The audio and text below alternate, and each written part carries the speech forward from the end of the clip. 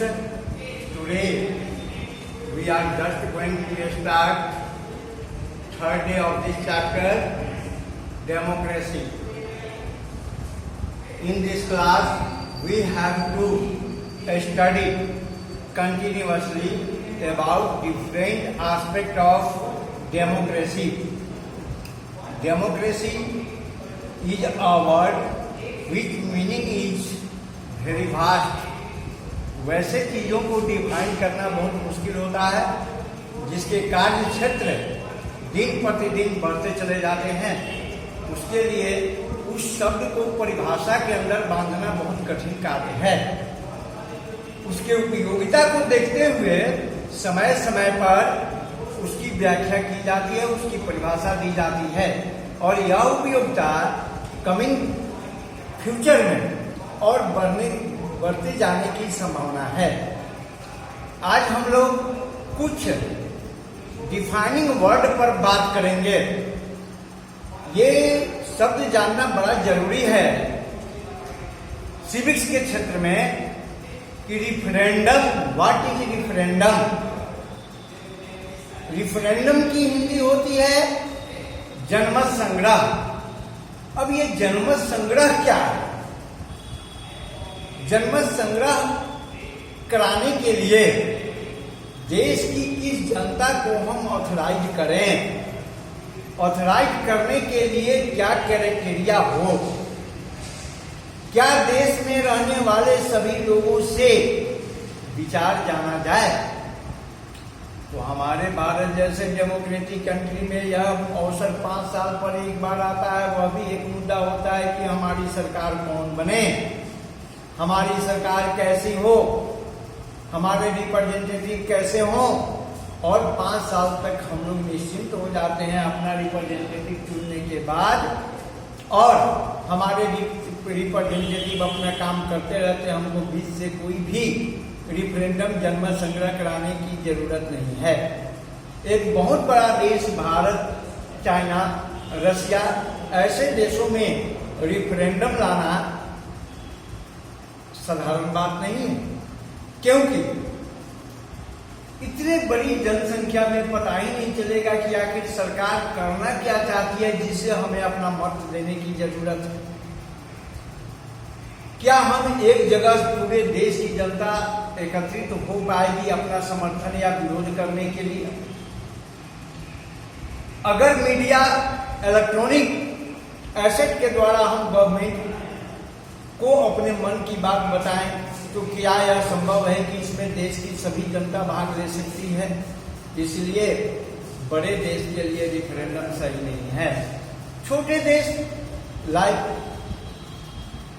Vatican city, जहां का population 10-12 हजार है, वहां पर यह पॉसिबल है कि वहां की सरकार जो भी काम करना चाहती है देश की जनता के बीच अपने काम को रखेगी, देश की जनता से ममता मिलेगी। देश की जनता अपना अगर अनुमति दे दिया तो अपना अनुमति देने के बाद वह काम होगा।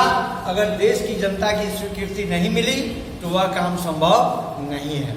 इसलिए रेफरेंडम वैसे जगहों पर लागू हो सकता है जहां पर कम जनसंख्या है। पिछले 70 साल से एक बहुत बड़ा विवाद था कश्मीर का विवाद।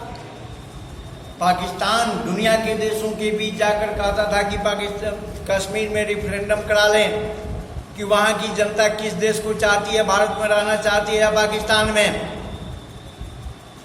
लेकिन हमारा भारत इसके लिए तैयार नहीं था, क्योंकि हमारा भारत जानता था कि कश्मीर के पंडितों को मारकर भगा दिया गया, एक बड़ी संख्या कश्मीर से खाली हो गई, और कश्मीर में रहने वाली युवतियां पाकिस्तानी लड़कों के साथ शादी करके वह बड़ी संख्या में पाकिस्तानियों को कश्मीर में बसा ली।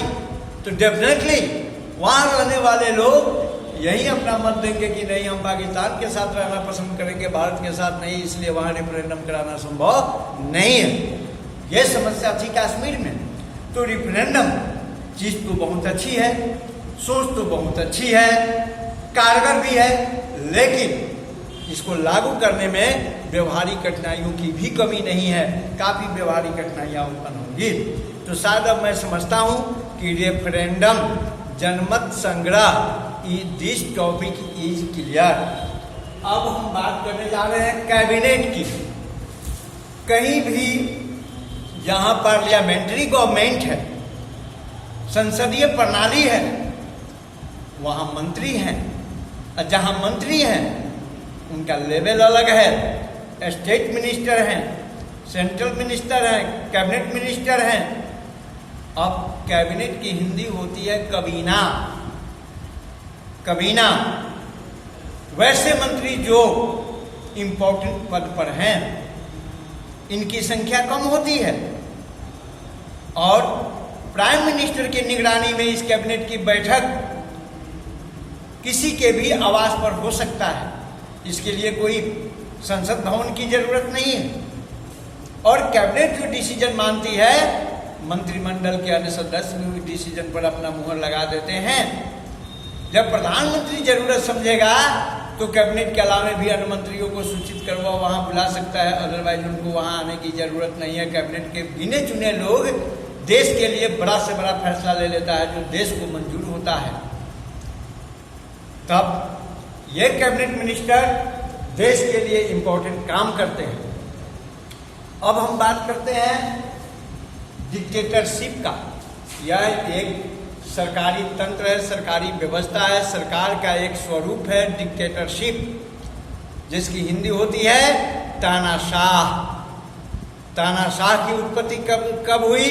तो जब देश की जनता अनियंत्रित हो जाती है, ऐसी परिस्थिति में जो रूलर पैदा होता है वह तानाशाह बन जाता है। जब तक वहां तानाशाही व्यवस्था नहीं होगी तब तक देश की जनता डिसिप्लिन का पाठ नहीं पढ़ पाएगी। इसीलिए तानाशाही व्यवस्था आई थी।